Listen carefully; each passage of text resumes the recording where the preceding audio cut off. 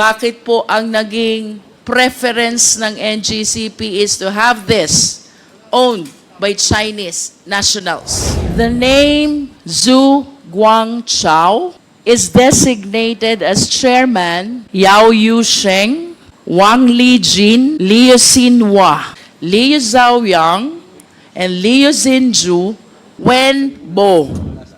He is the chief technical officer associated as well with State Grid China Corporation. The technical expert is necessarily foreign, Mr. Chair.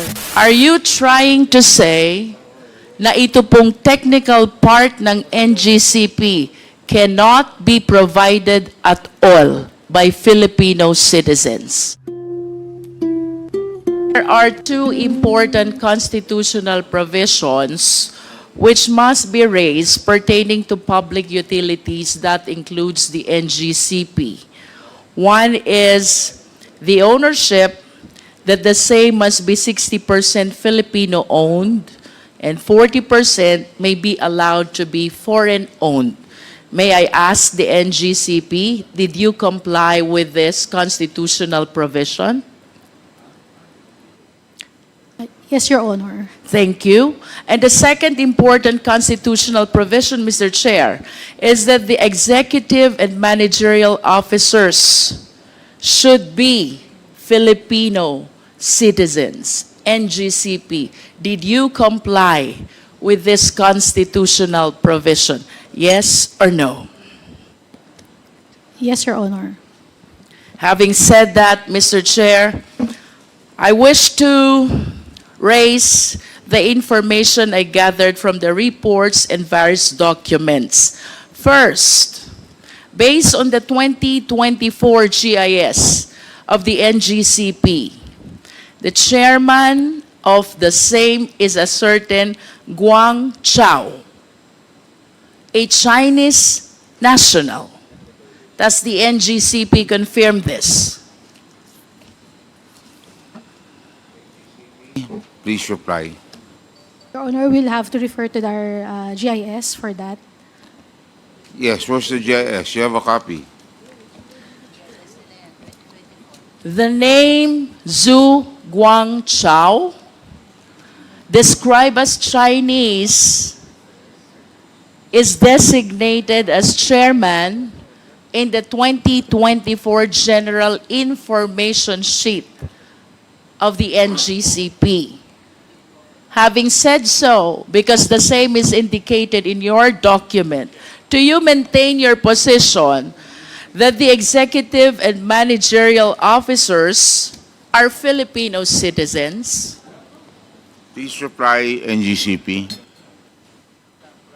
Your Honor, based on our general information sheet, Please speak closer to the microphone. Speak louder. Mr. Chair, with all due respect, but I believe that the question is answerable by a yes or no only. Yes or no?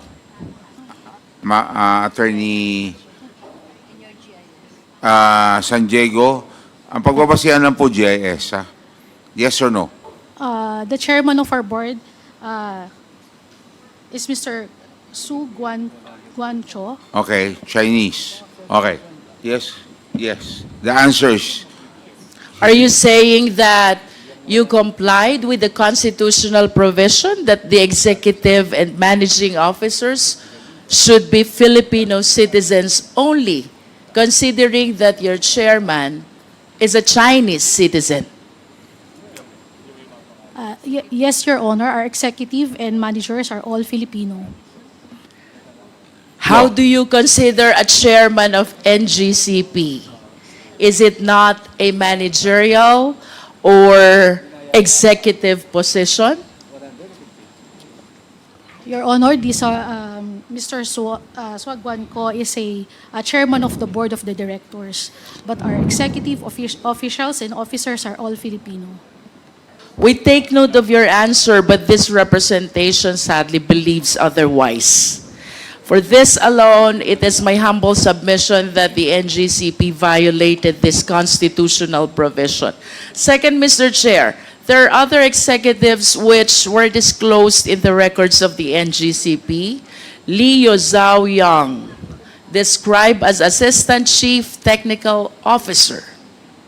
Leo Sin Ju Wan, described as Chairman of Board Audit Committee. These two officers are responsible for hiring employees and signing contracts with them. Having said so, Mr. Chair, may we hear from the NGCP, are you still maintaining your position that executive and managerial officers are Filipino citizens? Liu Zhaoyang and Liu Xinju are both described as Chinese citizens. Your Honor, we maintain that all our executives and officers are all Filipino. But Your Honor, if I may, I have been looking at our GIS, but the mentioned names were not here in the 2022 GIS of NGCP. In the what? GIS of NGCP. Mr. Chair, What- we will be flashing some documents on the later part of the interpellation showing these names, including the others who participated in the operation, most especially the technical aspect of the NGCP. Another significant name that I came across with is Wen Bo, Chief Technical Officer.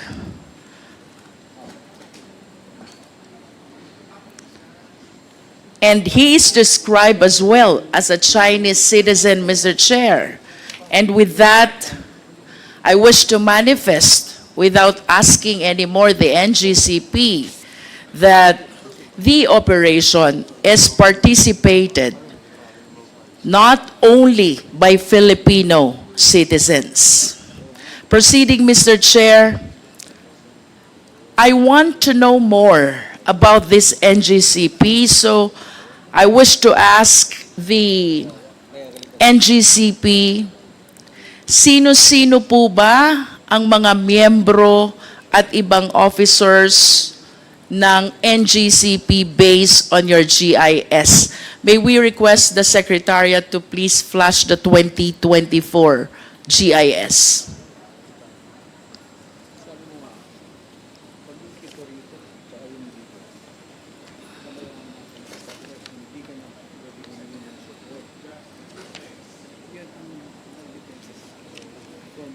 NGCP, please.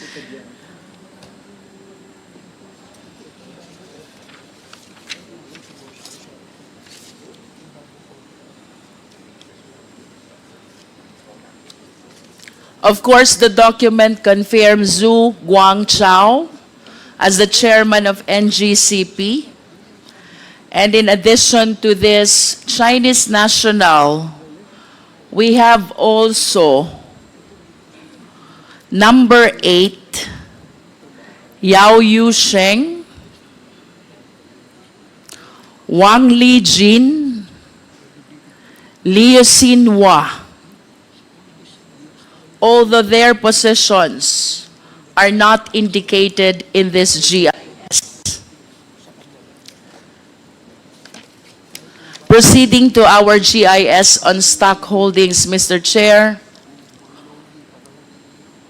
Kindly flash the next slide.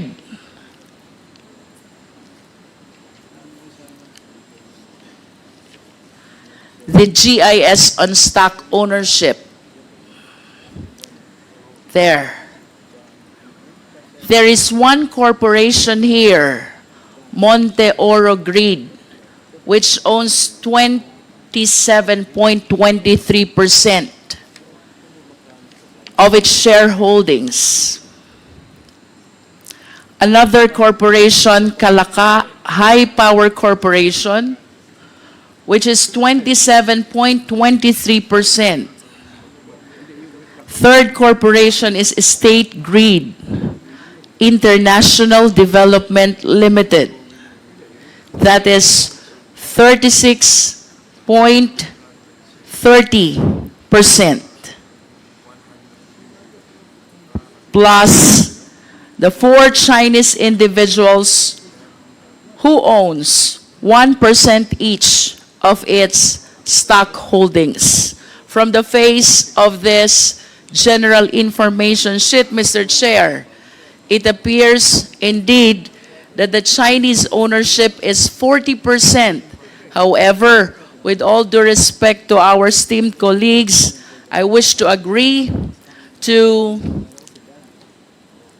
the honorable members who insisted on requesting for the GIS of the corporations who own shareholdings as well, in order to find out the extent of Filipino ownership, as it might affect as well the requisite ownership as imposed by the Philippine Constitution, and that is, to be specific, 60% Filipino-owned and 40% foreign-owned as may be allowed.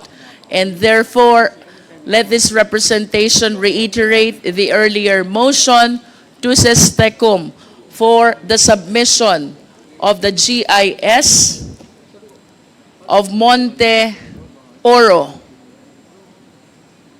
Calaca High Power, and if possible, the State Grid International Development.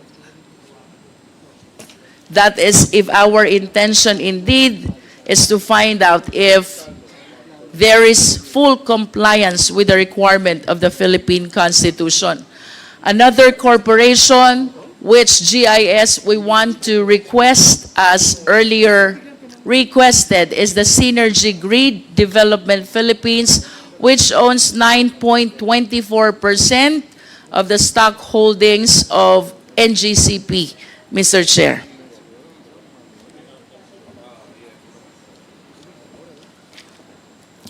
Mr. Chair, I want to go back to the 60-40 ownership. While I do acknowledge that the remaining 40% of the stock holdings may be foreign-owned, I just want to satisfy my curiosity.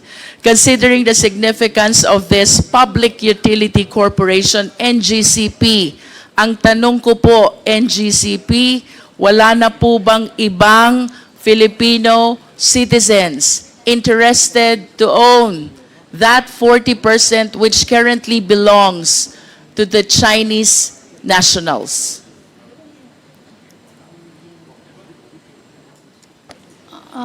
Your Honor, we do not have any knowledge or aware of it. May we know, NGCP, the primary reason why the NGCP preferred or allowed or opted to have this 40% be owned by Chinese citizens? Because the possibility, Mr. Chair, is that there are Filipino citizens or corporations as well who might be interested during that time, 2008, to acquire this 40% stock holdings of the NGCP. But as we can see from the GIS, that 40% is currently owned by State Grid of China Corporation plus the 4 other Chinese nationals. Pasensya na po, but you are representing the NGCP, so I wish to believe that somehow you are aware bakit po ang naging preference ng NGCP is to have this owned by Chinese nationals. Your Yes, Honor, ma'am. may I be recognized? Your Honor, Please.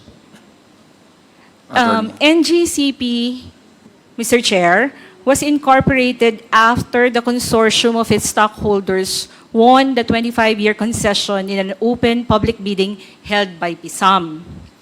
As required by PISAM's bid documents, Mr. Chair, all prospective bidders had a technical partner.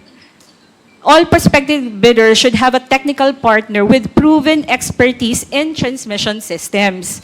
Since the National Transmission Corporation, Transco, was the only transmission expert in the Philippines at that time, the technical expert is necessarily foreign, Mr. Chair.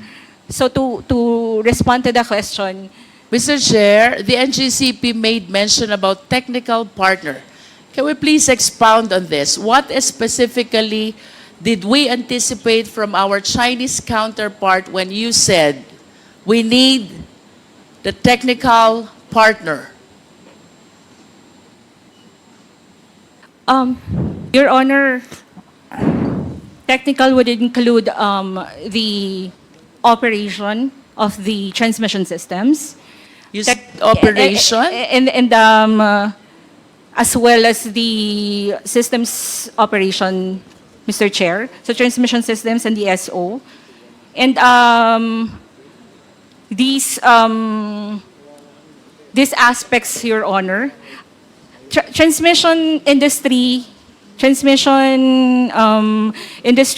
Your Honor, is really, it's highly technical.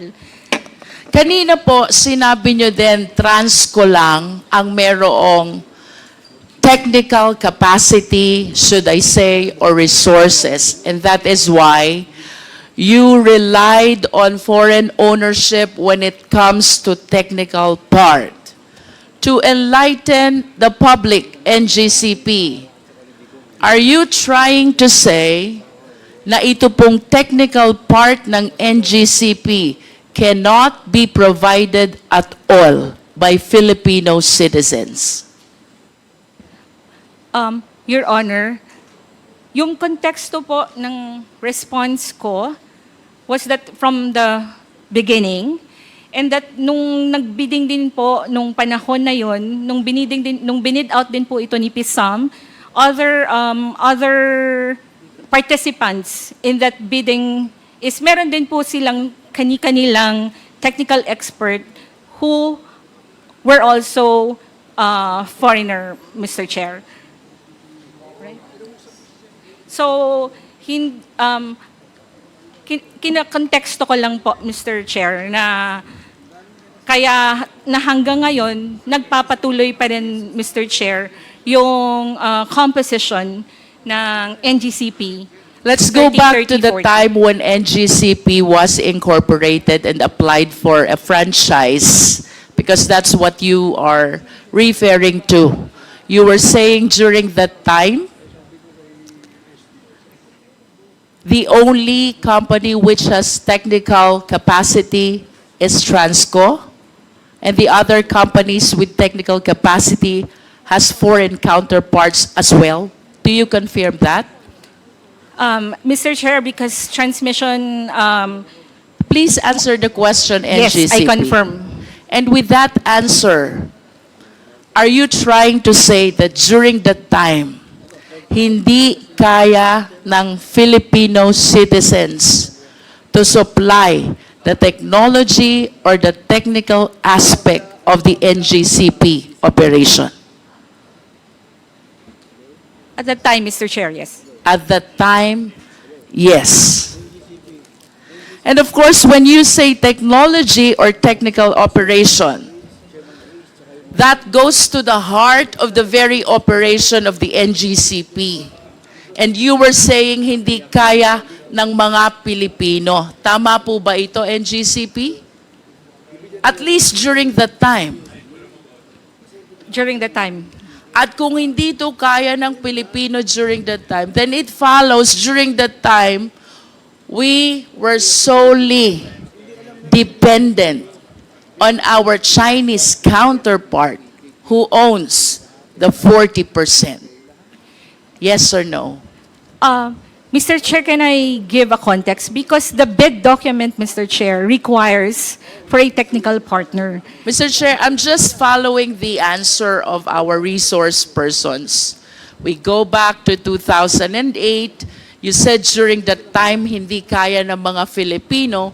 Then it follows that during that time, we are solely dependent to these Chinese corporations and citizens in as far as the operation of NGCP, a public utility corporation, which ownership and operation is protected by no less than the Philippine Constitution. Mr. Chair, kung sinasabi nating Pilipino, meron yung mga pong employees ni Transco na after na-incorporate na si NGCP at si NGCP na po ang concessionaire, ito pong mga employees na technical ng Transco has been assumed. So, However, Mr. Chair, even considering that they have Filipino employees, of course we understand that the citizenship of the corporation is determined by the extent of ownership of the owners. If the owners' majority are foreigner, then it is a foreign corporation. Otherwise, it is a Filipino corporation. If I may proceed, Mr. Chair. Another important information I came across with is the working group of NGCP. Ano po ba itong working group of NGCP? Mr. Chair, sorry, I missed like NGCP working group. Have you come across this? TWGs, Mr. Chair, but literally working group. I am aware of the technical working group of All each right. department. Please allow this representation to continue. Under the working group of NGCP, there are two important officers. One is Chairman Yuan Ming Jun. He is described as acting officer, acting chief technical officer. And another is alternate chairman, Chan Chang Wei. These two play significant role in the evaluation of bids and in making recommendation for the award of contract. May I request the Secretariat to please flash the document of first, Aurora Polanco project. Next is EB Magalona Bacolod project. These are all transmission projects. And third is the document pertaining to the purchase of site of Cebu, Panay, Negros project.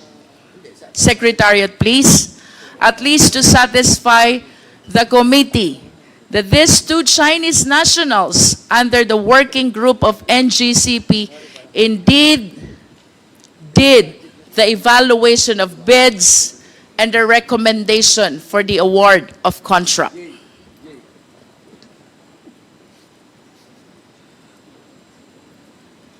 Do we have the document, Secretariat?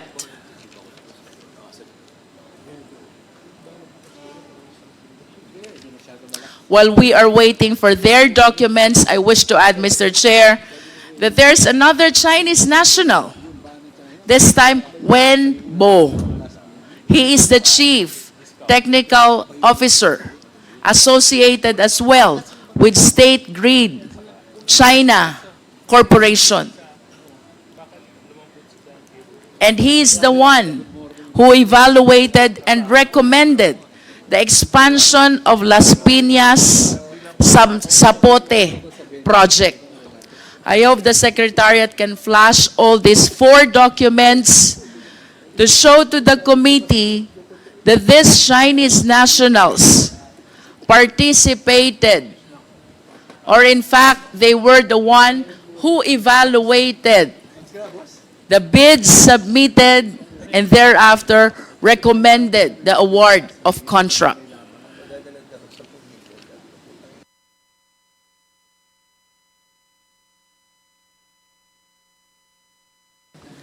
Considering the information, Mr. Chair, that this representation have relayed already, the chairman is a Chinese national. Other executives, Zhang Yu Wang and Xin Ju Wan, are both Chinese nationals.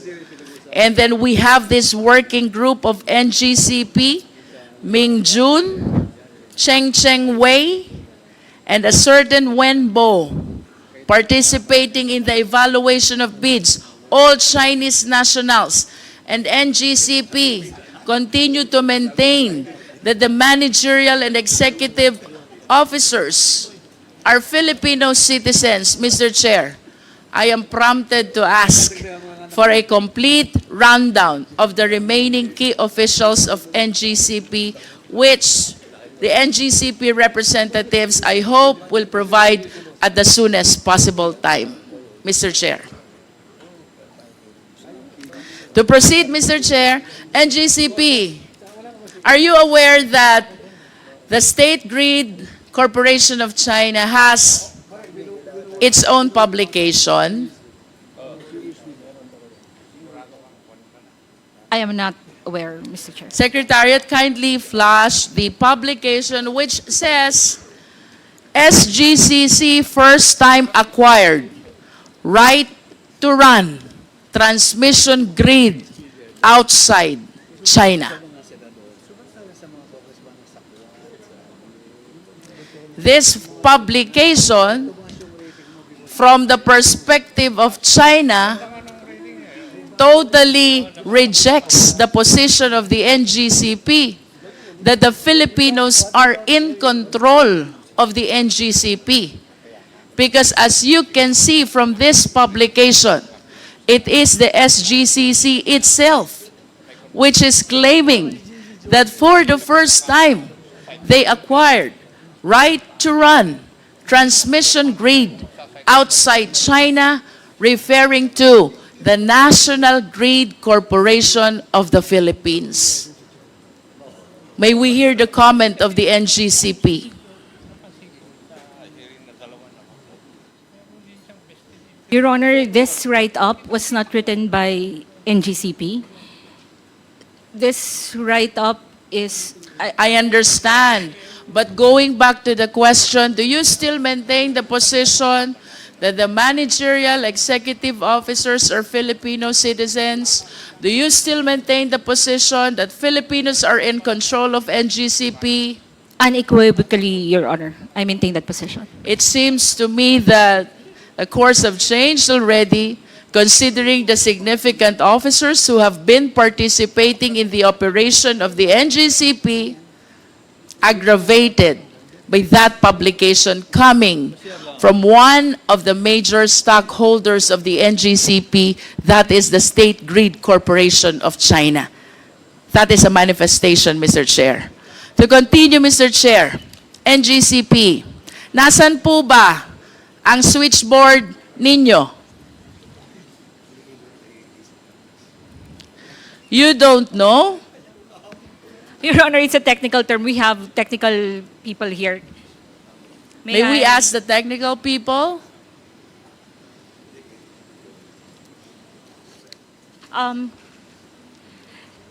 Your Honor, definition? May we have a clarification Yes, insofar as that term? may we know, okay, so you're calling in the technical people to help out. Can we have their names and what position do they occupy in the organization?